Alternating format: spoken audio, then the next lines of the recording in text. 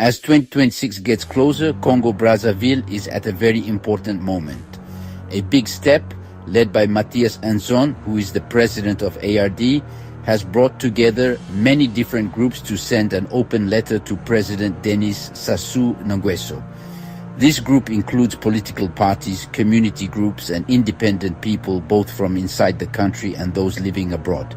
Some of the people who signed are Georges Ntsiba, Victor Onyongo, Guy Mafimba Motoki, André Ngombe, John Benith Zaba, Cédric Balou, Dassi Elo, Jean-Sylvestre Itoua, Jean-Paul Bouiti, Jean-Pierre Moumele, Sylvain Bitala, Roussel Darlin Gamba, Patrice Owani, Raymond Serge Mviri, Norbert Ngoulou Tsiba, Poiti Tito, Melvin Louamou, Roger Otsua, Honorine Chilendo, Camille Louemba, Théodore Mbemba, Franck Ntsana, Charlie Loubaki, Gilbert Kombo Manyangou, Rigobert Lazaredou Nyama, Gaston Mialou, Jean-José Kombo, Gilbert Tsanga, François Tsanga Mukasa, Paul Hubert Kidzoa, Dieudonné Mampasi, Giovanni Dempinga, Bertrand Minier.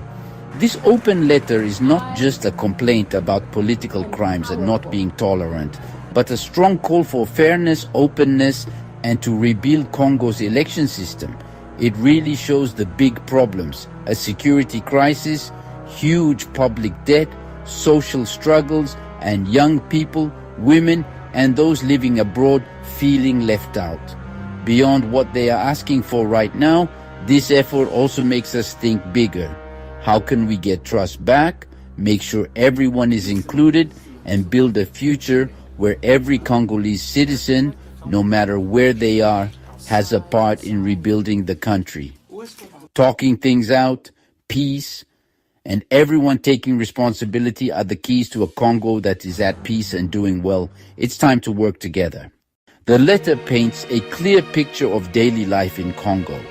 Not feeling safe and political violence have made people scared and not trust the government. Basic freedoms like speaking up, meeting up, and having a free press are in danger, quieting down those who disagree and stopping democracy from growing. Money problems are everywhere. Young people not having jobs, poverty, and a broken healthcare system are big parts of daily life. The country's riches aren't helping its people, which makes people angry and lose hope. These aren't just one-off problems, but signs of a deeper problem with how the country is run. The opposition's message is clear. The current leaders are failing to protect and provide for their people. The call isn't just for a change in politics, but for respect, hope, and a government that truly listens.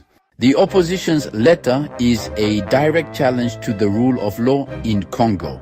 It says the government is ignoring the constitution, which is weakening the very foundation of the country.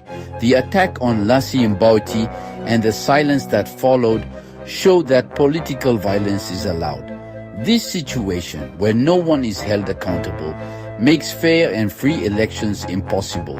When opposition leaders fear for their lives and the media is silenced, democracy is just a dream. The letter asks for urgent changes to bring back safety, freedom, and a fair election process. This isn't just one side complaining, it's a national crisis. Without going back to following the constitution, Congo faces more trouble and fighting. The 2026 election is just one part of Congo's bigger fight. Young people are dealing with no jobs and feeling frustrated, their skills going to waste. People living outside the country and women are still left out, even though they are super important to society and the economy. The country's debt takes away money from schools and healthcare, trapping millions of people in poverty. Real change needs more than just new leaders. It needs a complete plan for jobs, including everyone, and clear government. The election is just the start. Real progress means dealing with these deep problems head on. The question is whether Congo's leaders are brave enough to act. The future depends on it. Even with all the problems, hope is still here. The Mbongi, which is a Congolese tradition of open talking. But we have to ask, how much can this open letter really get the attention of Denis Sassou Nguesso, a president known for not listening to anyone. If the letter doesn't get an answer, what options does the opposition have left? There's a big risk that the suggested talks could be twisted, used by Sassou to make himself look strong again.